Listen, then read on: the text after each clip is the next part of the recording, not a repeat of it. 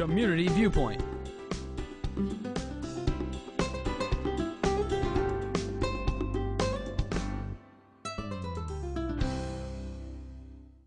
Yes.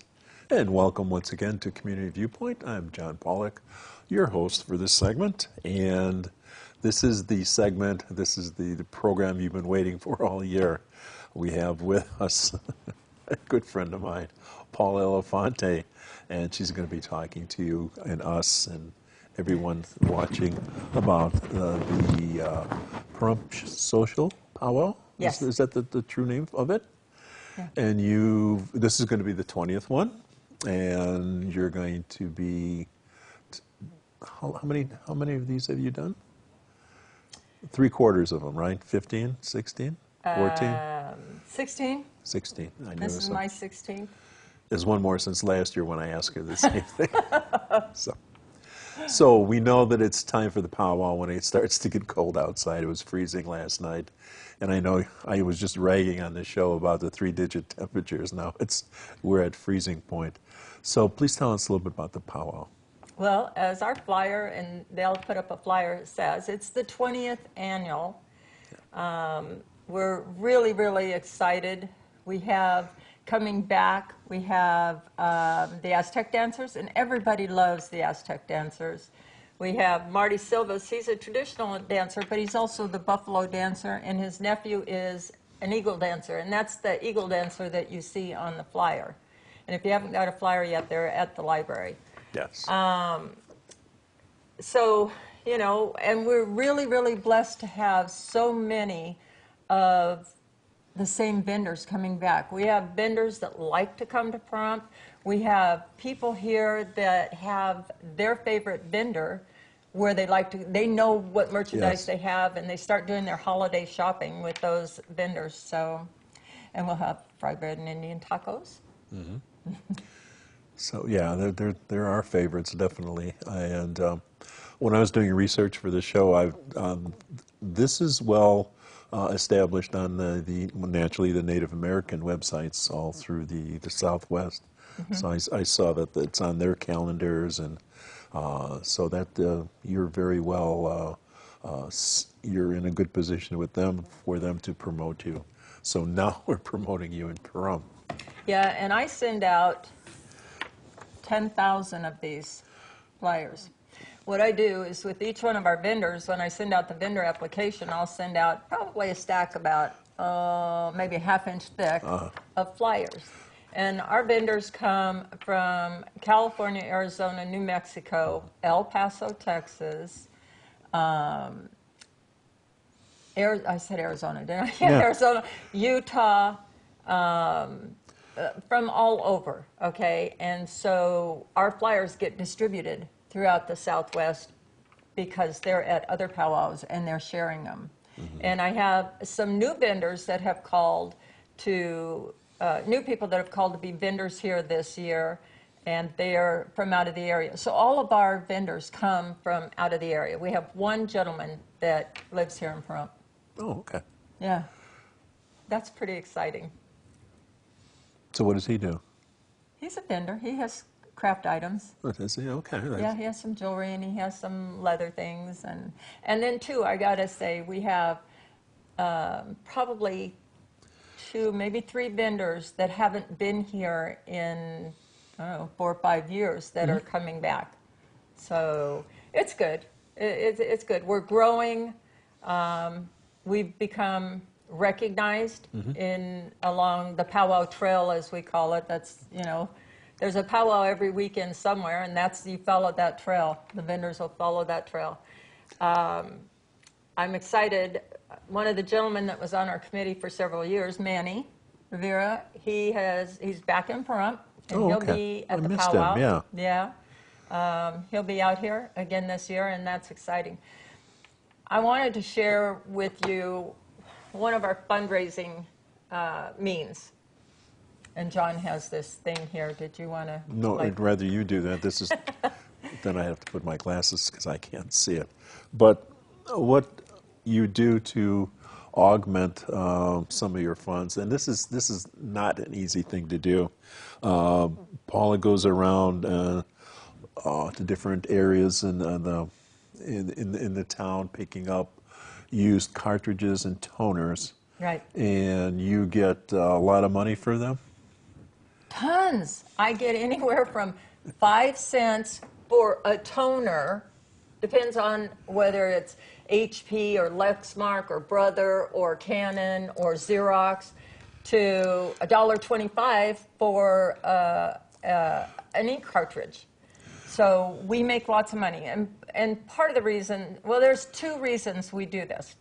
One, we looked at it as a means of helping the environment.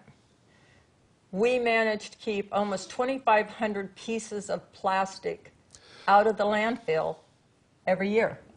And plastic is a big item that is going into the environment nowadays, so that you are commended for that. I learned from you that it takes about 1,000 years Yes. for this plastic to break down. Mm-hmm. So I said, what kind of legacy are we leaving future generations? And then the second reason was the little bit of monies that we can make. We probably make, I don't know, $250 a year off of recycling this ink. It's a lot of work, but it's well worth it. It's well worth it. And you have drop boxes at the library, American First National, Chamber of Commerce, at your fingertip, nail salon, Tacos El Charro. Yeah. And then you collect the toners from different places here. But that's on your own, that you have to go there and tell them you're doing that. Yeah, I have to work it out, and I've got most of the government center on board, saving their toners for me. And some of the realty executives, they're awesome. They're awesome. They save all their toners for me. And that helps. I wanted to let you know, too, people go, wow, you make lots of money. We have zero funding. There's not a reservation here. There's not a recognized tribe here. So the monies to make the powwow happen comes from donations and sponsorships. And I have to thank Nevada State Bank was the first one to step up, became a sponsor this year. Valley Electric Association is a sponsor this year. The Daughters, the Prump chapter of the Daughters of the American Revolution made a donation. The Prump Genealogical Society made a donation. So we're truly, truly thankful. And the town of Pahrump came through this year, and they are our biggest sponsor. And I just can't say enough, because otherwise, people say, well, you don't have many dancers. Well, we don't have many dancers because we don't have something to offer them, because we don't have the monies to help offset the costs for travel and things like that. So this year has been a blessed year. It's our 20th annual. So we're really excited. So tell us a little bit about where it's being held and the times. It's going to be at Petrick Park, just as we always are. And on Friday, we don't have the drums in on Friday. They don't get in until late Friday night. So we will have recorded music, and we do have Marty. He plays the flute. He tells stories. Our vendors will be open on Friday starting at noon. On Saturday, grand entry is at noon. And then the powwow will have, after we have the flag ceremony and blessings, it'll get underway. The vendors will be open at 10 on Saturday. Sunday, and then we'll go until between 5 and 6 and break for dinner, depending on the weather. We are weather dependent. Depending on the weather, we will come back after dinner. We'll have another grand entry. We'll dance for another couple hours, and then that will end the night. If it's really cold, people don't want to come out and enjoy the powwow because it's too cold. So we shut down early. So we are weather dependent. But I guarantee you, Saturday during the day and Sunday, same thing. Grand entry at noon, and we'll go until probably between 4 and 5. And you'll have, we had a picture of the teepee there too? I think he has a picture that was taken in front of the teepee. That was taken about 6-7 years ago. And that'll be up there again? We all, the teepee we're setting up on Thursday. Okay. We, almost all of us, I'm looking at this picture here, had our black shirts like I'm wearing today. Okay. That's kind of been we set on it for our logo. the black shirt with the white and the Indian on the back. And so not all of those people in the picture are still here. Some have moved away. We've lost a couple. And but you know what? They're all here in spirit. Yes. So what we'll have there Friday night, you'll have the vendor setting up. So that you Thursday night we're setting or up. Thursday night. I'm sorry. Yeah, Thursday night we're setting up. They won't be open. We do have some people that will be coming in that are coming in from out of town in their RVs and stuff. They'll be setting up in the parking lot there. But Friday morning, the vendors should be open by noon, but probably before then. Okay, but everything will be up and ready on Friday. Friday at noon. Noontime. Okay. So that they can. Oh, Ooh, oh, I get excited. it's I car, remember. car We're gonna have a 54, cake- Tootie and Muldoon. Yeah, Ooh, a yeah, okay. cake walk. All right. What's that? You have to come and see. Okay. When was that going to be? It'll be on Saturday. I think it's around 2:30ish, something like that. You buy a plate.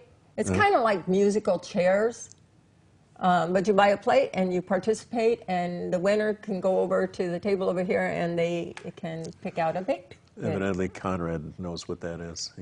He's nodding his head. It's a lot of fun. Okay. So, music. Music, we'll have- dancing. You're going to get up and be a part of the circle dance with us? We'll be there We sometime on we have Saturday. dances where we invite the public to participate. We'll show you what to do, and then you can participate. Okay. So we'll be there definitely on Saturday. So let us run through this again. It's at Petrick Park. We're in the last minute. The times are, they're setting up on Thursday. Friday, officially Friday, you'll noon be, to 5:36. the grand entrance is when? Saturday at noon.